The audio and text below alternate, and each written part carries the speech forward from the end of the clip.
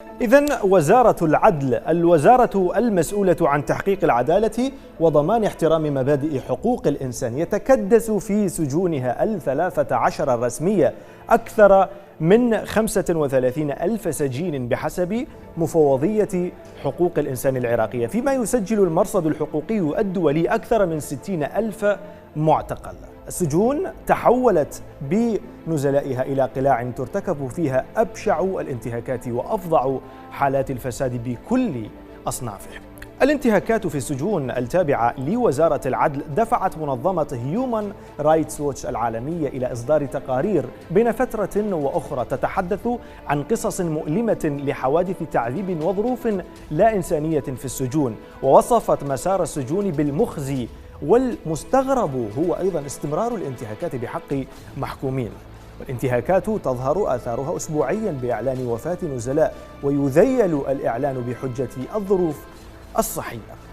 انتهاكات حقوق الإنسان ليست نهاية المأساة في سجون وزارة العدل، فالفساد المالي والأخلاقي هو الآخر يخيم عليها. وبحسب المؤسسة العراقية للإصلاح والتغيير فالفساد بكافة أصنافه وصل إلى حد الاحتفاظ بالنزلاء برغم إطلاق سراحهم من أجل ابتزاز عوائلهم واستغلال المخصصات المطلوبة على طعامهم وإعاشتهم وغيرها. وبحسب نواب أيضا في البرلمان العراقي فإن الشركات المتعاقدة مع وزارة العدل لتجهيز السجون بالطعام تجني سنويا 30 مليار دينار تقف وراءها شخصيات متنفذة، فيما يحال عدة أطعام أو عقد أطعام الطعام للسجين الواحد ب9,000 دينار إلى شركات مجهولة الهوية ومن دون إعلان عن مناقصة ما. فإن هذه الشركات تعامل أو تعمل مع مقاولين ثانويين بأقل من نصف هذا المبلغ.